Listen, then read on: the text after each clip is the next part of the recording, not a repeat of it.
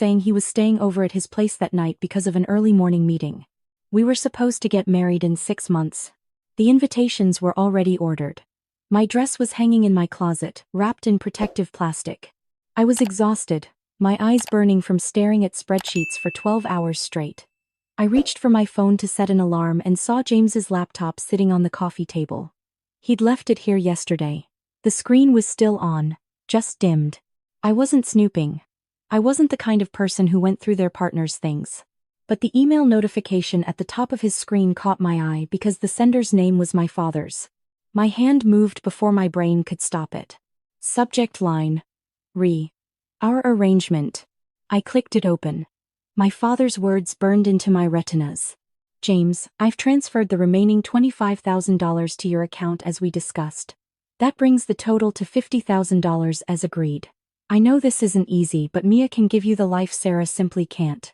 Her family's connections in the marketing world will advance your career faster than my daughter ever could. Mia's trust fund alone is worth more than Sarah will make in her lifetime. You're making the smart choice. When you break the engagement, keep it clean. Don't mention our conversations. Sarah doesn't need to know about this. She'll move on eventually. She always does what's practical. James's response, sent just 3 hours ago. I understand, Mr. Richardson. I care about Sarah, but you're right about the opportunities with Mia. I'll end things this weekend. Thank you for helping me see clearly. The money will help me start fresh. I read it 3 times. Then 4. Then I lost count. My own father had paid my fiancé to dump me for my cousin. Mia. Beautiful bubbly Mia with her lifestyle Instagram and her trust fund and her family's marketing empire. We'd grown up together, celebrated birthdays together, shared secrets as teenagers. She was at every family holiday, every reunion. She was supposed to be my bridesmaid. The room tilted. I gripped the edge of the couch, trying to breathe through the vice crushing my chest. 4 years. 4 years of building a life with James. 4 years of compromise and planning and dreaming about our future. 4 years of introducing him to my family. Of Sunday dinners at my parents' house where my father would pat James on the back and call him son. All of it was a transaction. All of it had a price tag. I sat there in the dark of my apartment, my laptop forgotten, the quarterly report abandoned. The numbers on my screen blurred into meaningless shapes. I'd spent my whole life being good with numbers, being practical, being responsible. My father had always praised those qualities. Apparently they weren't worth $50,000. The worst part wasn't even the betrayal. The worst part was the voice in my head that sounded exactly like my father saying, "She always does what's practical." He knew I wouldn't fight. He knew I'd accept it quietly, gracefully, the way I'd accepted every other disappointment in my life. The way I'd accepted that Mia was the pretty one, the fun one, the one everyone wanted at their parties. The way I'd accepted being the serious one, the boring one, the one who worked late on Friday nights instead of going out. I looked at my engagement ring. James had proposed on a beach in Santa Monica at sunset. He'd gotten down on one knee and told me I was his best friend, his partner, the person he wanted to grow old with. I'd cried happy tears. My mother had cried when I called her. My father had shaken James's hand and welcomed him to the family. All of it was a lie. Or maybe it wasn't a lie at the beginning, but my father had made it one. I could confront them. I could screenshot this email and send it to everyone. I could show up at Sunday dinner and throw it in my father's face. I could call Mia and ask her if she knew, if she was part of this. But I didn't do any of that. Instead, I sat there until the sun came up, and I made a different choice. I made the choice that would prove my father wrong about every single thing he thought he knew about me. The next morning, I called in sick to work. Then I called my landlord and asked about breaking my lease early. Then I called a lawyer. By the time James texted me asking if I wanted to grab dinner that weekend, I already had a plan. I met him at our usual spot, a quiet Italian restaurant where we'd celebrated anniversaries. He was fidgeting with his napkin, clearly nervous. He'd probably been rehearsing his breakup speech all day. "Sarah," he started, his voice gentle in that condescending way that made my skin crawl now. "I've been thinking a lot about us lately. And It's okay," I interrupted, my voice perfectly calm. "I know." His face went white. You know? I know you're going to end our engagement. I know you've been having doubts. And honestly, James, I've been feeling the same way. The lie came out smooth as silk. I think we've grown apart. We want different things. It's nobody's fault. I watched him process this, saw the relief flood his features, and felt absolutely nothing. You're being so understanding about this, he said, reaching for my hand. I pulled it back. I just want us both to be happy, I said. You should be with someone who fits your ambitions. Someone who can give you the life you want. His eyes flickered with something. Guilt, maybe. Or recognition that I was quoting my father's words back to him without him realizing it. You deserve someone who appreciates you, he said, still trying to play the good guy. Yes, I agreed. I do. I took off my engagement ring and placed it on the table between us. 4 years, reduced to a small circle of metal and stone. Keep it, I said. Sell it. Do whatever you want with it. I left him sitting there, probably relieved at how easy I'd made it, how I'd given him the clean break my father had paid for. I didn't cry until I got home. Then I cried for 3 hours straight. The kind of crying that leaves you hollow and raw. I cried for the 4 years I'd wasted. I cried for the father I thought I had. I cried for the cousin I'd trusted. I cried for every family dinner I'd have to endure, every wedding and holiday where I'd have to watch James and Mia together and pretend I didn't know the truth. When I was done crying, I made myself a promise. I would never ever let anyone make me feel worthless again. I would never let my value be determined by someone else's price tag. And I would show my father exactly how wrong he was about what I could achieve. 2 weeks later, I was on a plane to Singapore. I'd accepted a position as senior accountant at a fintech startup that was making waves in the Asian market. The CEO had been trying to recruit me for 6 months, but I'd turned him down because of James, because we were planning a wedding, because I was being practical. Screw practical. I told my mother I was taking a career opportunity abroad. I told my brother I needed a fresh start. I didn't tell anyone about the email. I didn't tell anyone what my father had done. I just left. My father called me the day before my flight. Sarah, this is very sudden. Don't you think you're being impulsive? No, Dad, I said. I think I'm being practical. This is a great opportunity. You always told me to think about my career. But what about James? What about the wedding? James and I broke up. It was mutual. We wanted different things. Silence on the other end. I wondered if he was feeling guilty. I wondered if he even could. Well, he finally said. If you're sure this is what you want. It is. Mia will miss you at family events. My hand tightened on the phone. I'm sure she'll be fine. I hung up before he could say anything else. Singapore was hot, crowded, overwhelming, and absolutely nothing like home. Perfect. I threw myself into work with an intensity that surprised even me. The startup was small but ambitious, building financial technology solutions for underserved markets. The CEO, a sharp woman named Rachel Chen, had built the company from scratch and had no patience for mediocrity. I thrived. Turns out, when you're not spending your energy managing someone else's ego, when you're not making yourself smaller to fit someone else's vision of who you should be, you can accomplish extraordinary things. 6 months in, Rachel promoted me to controller. A year after that, CFO. By year 2, we were preparing for an IPO. I worked 100-hour weeks. I learned Mandarin. I built relationships with investors across 3 continents. I became the kind of person who got on planes without thinking twice, who made decisions worth millions of dollars, who commanded respect in boardrooms full of men twice my age. I also learned to be alone without being lonely. My apartment in Singapore was small but modern, high up in a building with views of the city skyline. I'd furnished it with things I actually liked, not things that matched James's aesthetic. I took up yoga. I joined a book club. I made friends with other expats who didn't know my history, didn't know about the wedding that never happened or the father who'd paid my fiancé to leave. Sometimes I thought about calling my brother and telling him everything. We'd always been close. But every time I reached for my phone, I remembered that he was still there, still part of that world, still having Sunday dinners with my father and Mia and probably James by now. I kept my distance. I sent birthday cards. I answered texts with brief, polite responses. I built a wall between my old life and my new one, and I didn't look back. Until the email from my brother arrived 3 years after I'd left. Sarah, I'm getting married. I know we haven't talked much since you moved, but you're my sister. I can't imagine getting married without you there. The wedding's in Portland in 3 months. Please come. It would mean everything to me and to Emma. We miss you. I stared at that email for a long time. 3 years.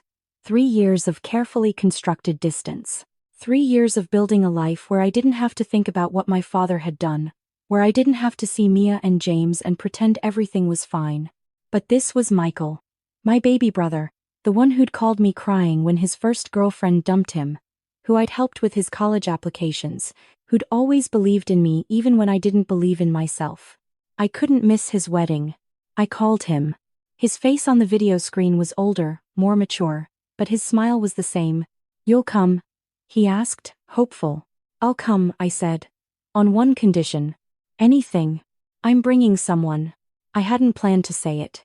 But as soon as the words were out, I knew I meant them. Michael's eyes widened. "You're seeing someone?" "Sarah. That's amazing." "Of course, bring him. Or them. Whoever makes you happy." "His name is Daniel," I said. That much was true. There was a Daniel. Daniel Park, CEO of a venture capital firm based in Hong Kong. We'd met at a conference in Tokyo 6 months ago, hit it off over terrible hotel coffee and a shared disdain for corporate buzzwords.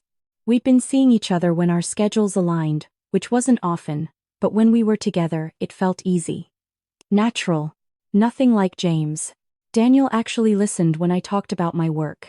He challenged my ideas in ways that made me sharper, not smaller. He had his own ambitions and didn't need me to sacrifice mine to make room for his. When I called him after talking to Michael, he picked up on the second ring. "How do you feel about meeting my family?" I asked. "Is this the family you haven't spoken to in 3 years?" "That's the one." "Sounds terrifying." "I'm in. I should probably mention that my ex-fiancé married my cousin and they'll likely be there." Silence. Then, "Okay, now I'm definitely in. This sounds like it'll be the most interesting wedding I've attended all year." "You're ridiculous." "You like that about me?" I did. God help me, I really did. The flight back to Portland felt longer than any flight I'd taken for business. Daniel dozed beside me, his hand loosely holding mine. We'd agreed to keep things low-key, not to make a big deal about our relationship. This wasn't about revenge or proving anything. Except it absolutely was, and we both knew it. Michael picked us up from the airport. He hugged me so hard I couldn't breathe, then shook Daniel's hand with the kind of enthusiastic energy that made me remember why I'd missed him.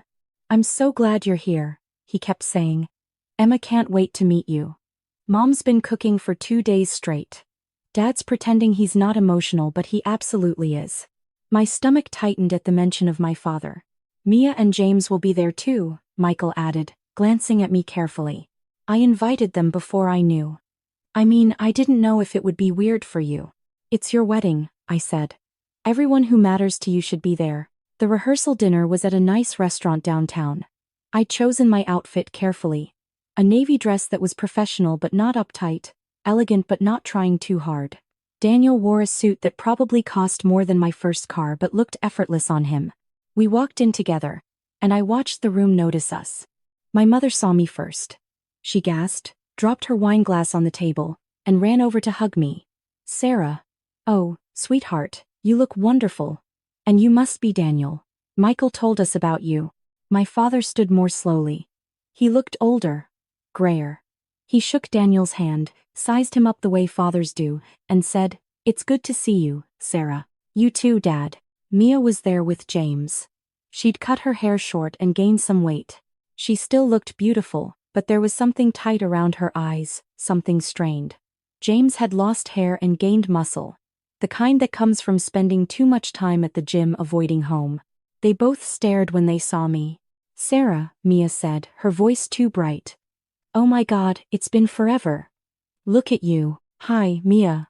"James." James nodded, not quite meeting my eyes. "Good to see you." The dinner was exactly as awkward as I'd expected.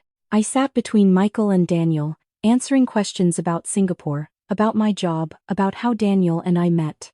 My mother kept reaching over to touch my hand, as if making sure I was real. My father was quieter than usual, watching me with an expression I couldn't quite read. Mia kept trying to engage me in conversation, asking about my apartment, my social life, whether I missed Portland. James said almost nothing, just pushed food around his plate and refilled his wine glass too often. "So what do you do, Daniel?" my father finally asked. "I run a venture capital firm," Daniel said easily. "We focus on fintech and sustainable technology in the Asia-Pacific region." "Venture capital," my father repeated. "That's quite lucrative, I imagine." "Dad," I said quietly, a warning in my voice. "I'm just making conversation, Sarah." "It can be," Daniel said, unbothered. "But Sarah makes more than I do. Her company went public last year. She's done remarkably well." The table went silent. "You went public?" my father said, looking at me. "Your startup went public?" "Yes," I said. "Last June. We rang the bell at the Singapore exchange. It was a good day." "Why didn't you tell us?" my mother asked. "Because you chose me as trust fund over my potential. Because Dad thought I wasn't worth investing in. Because I built this without any of you, and I needed to prove I could." "It was busy," I said instead. "Everything happened very fast." Mia's face had gone pale. That's amazing, Sarah. Congratulations." James was staring at his plate like it held the secrets of the universe. My father cleared his throat. "Well, that's quite an achievement. Thank you." The conversation moved on, but I felt my father's eyes on me for the rest of the evening. After dinner, when people were mingling over drinks, my father pulled me aside. "Sarah, can we talk?" "Sure, Dad." We stepped out onto the restaurant's patio. It was a clear night, Portland's lights spread out below us. "I owe you an apology," he said. "I waited. When you left for Singapore, I thought you were running away. I thought you were being impulsive, emotional. I was worried about you." "Were you?" "I was wrong," he continued. "About a lot of things. You've built an incredible career. You've made something of yourself that I didn't see coming." "No," I agreed. "You didn't." "James and Mia," he started, then stopped. "Things didn't work out the way I'd hoped." "How did you hope they'd work out, Dad?" He looked at me then, really looked at me. I saw him realize that I knew. Saw the calculation in his eyes as he tried to figure out how much I knew. "You saw the emails," he said quietly. "I saw them." "Sarah, did Mia know?" I asked. "Did she know you paid him?" No, she didn't. She thought he chose her on his own. "So you didn't just betray me. You manipulated her too." He flinched. "I thought I was helping both of you. I thought Mia needed someone stable, and I thought James needed someone who could advance his career. I thought you needed someone who could appreciate you properly, and James wasn't that person. So you decided to play God with all our lives. I made a mistake. You put a price on your daughter," I said, my voice shaking now. $50,000. That's what I was worth to you. Less than Mia's trust fund, less than James's ambition. Just $50,000 to make me go away. That's not what I meant. Do you know what the worst part is?" I interrupted. "You were right. James wasn't worth my time. Mia's trust fund is impressive. Your investment in him probably would have paid off if he'd actually married her for the right reasons. You made all the right calculations. Then why are you angry?" "Because I'm your daughter." The words exploded out of me. "I'm your daughter, and you should have invested in me. You should have believed in me. You should have told James that I was the catch, not Mia. You should have threatened him if he even thought about leaving me. But instead, you paid him to go. You taught me that even my own father doesn't think I'm worth fighting for." He looked stricken. Old. Tired. "I'm sorry," he said. "Sarah, I'm so sorry." "I know you are," I said. "But here's the thing, Dad. I learned my worth without you. I built my success without your investment.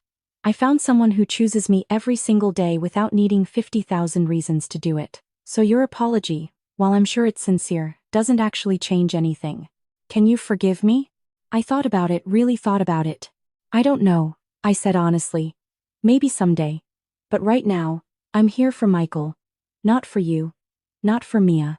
Not for James. I'm here because my brother is getting married and I love him. Don't mistake my presence for forgiveness." I walked back inside before he could respond. Daniel was waiting for me near the bar. He didn't ask what my father and I had talked about. He just handed me a glass of wine and said, "You okay?" "Yeah," I said. "I really am." The wedding itself was beautiful. Michael and Emma looked so happy, So utterly in love that I found myself genuinely joyful for the first time in days. This was what love should look like.